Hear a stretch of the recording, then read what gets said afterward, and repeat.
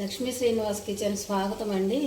ఇప్పుడు మీకు నేను ఇదిగోండి బెండకాయ మినప వడియాలండి. ఇవి మినప వడియాలు పులుసు పెడుతున్నానండి. బెండకాయ వడియాల పులుసు సూపర్ ఉంటుందండి. చాలా చాలా టేస్ట్ ఉంటుంది. వడియాలు ముందు నూనెలో ఆయిల్లో ఇలాగా ఎర్రగా వేయించుకోవాలండి.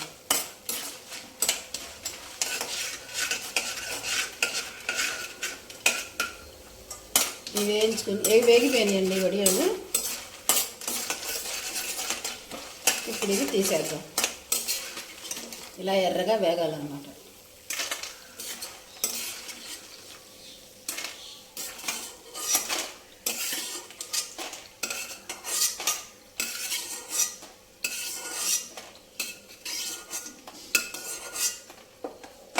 ఇప్పుడు ఇందులోకి పసుపు,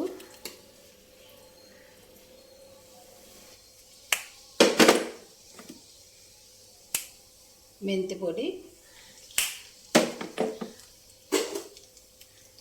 తాలింపండి, కొంచెం శనగపప్పు, మినపప్పు, ఆవాలు, జీలకర్ర, ఎండుమిర్చి.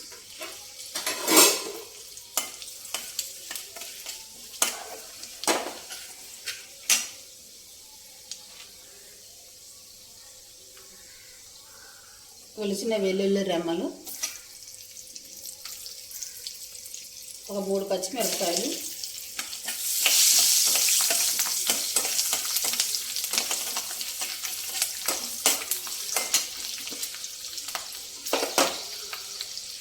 కరివేపాకు,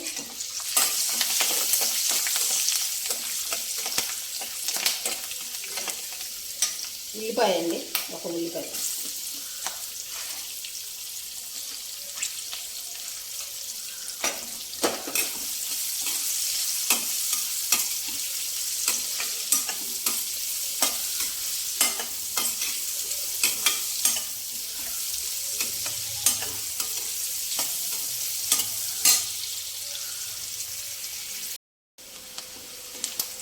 ఉల్లిపాయ వేగిపోయిందండి చక్కగా. ఇప్పుడు మనం బెండకాయ వేసుకుందాం.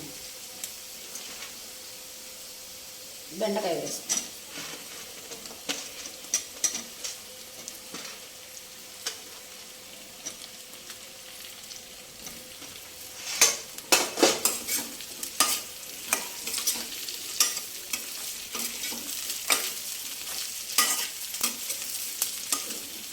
ఈరోజు శ్రావణ శుక్రవారం 2వ వారం వ్రతం చేసుకునే వాళ్ళందరికీ కూడానండి శుభాకాంక్షలు అండి.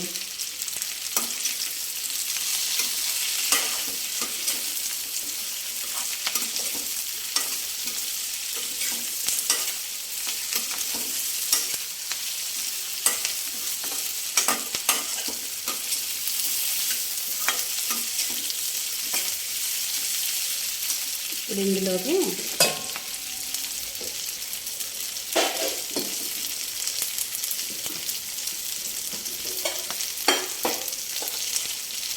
కొద్దిగా ధనియాల పొడి అండి. పులుసు కదా, పులుసులోకి ధనియాల పొడి వేస్తే బాగుంటుంది. జీలకర్ర పొడి చాలండి, ఇంకేం అవసరం. 2 పొడులు వేస్తే చాలు. పులుసులోకి ధనియాలు బాగుంటాయండి. ధనియాల పొడి సూపర్ టేస్ట్ వస్తాయి.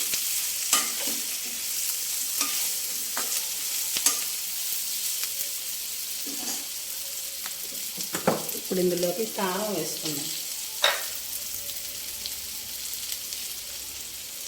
1 స్పూన్ కారం,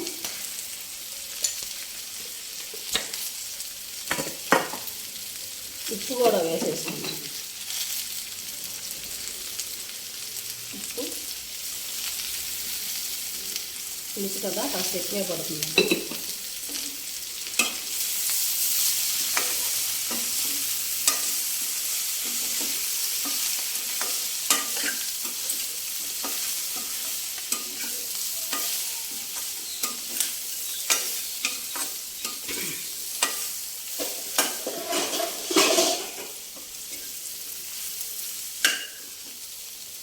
ఒక 2 నిమిషాలు బెండకాయ మగ్గాలండి. మగ్గిన తర్వాత పులుసు పోసుకుందాం. ఇదిగోనండి చక్కగా మగ్గిపోయింది బెండకాయ. చూసారా ఎంత మగ్గిపోయినాయో. సూపర్. చక్కగా మగ్గిపోయింది కనుక ఇప్పుడు మనం పులుసు పోసేసుకుందాం. చింతపండు పులుసు.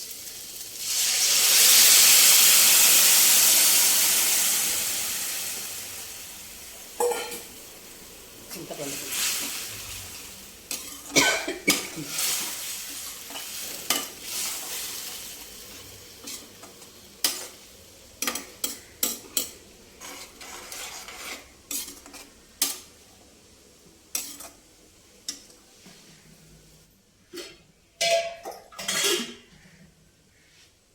పులుసు కొంచెం పలచగానే ఉంచుకోవాలండి. ఎందుకంటే మనం వడియాలు వేస్తున్నాం కదా, ఈ వడియాలు పులుసుని లాగేస్తాయి, పీల్ చేసుకుంటాయి అన్నమాట. కొంచెం ఉడకాలి. ఉడికిన తర్వాత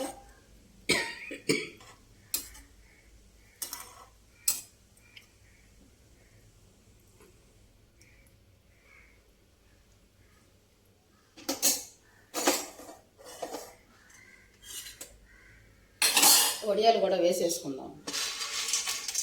వడియాలు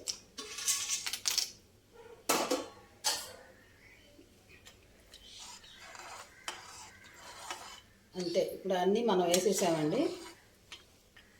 చక్కగా ఉడికిన తర్వాత మళ్ళీ మీకు చూపిస్తాను.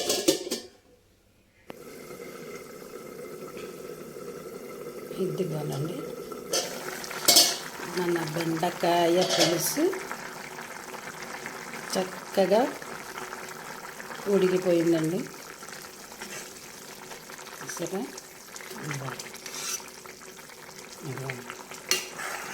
చక్కగా వడియాలు కూడా ఉడికిపోయినాయి సూపర్గా.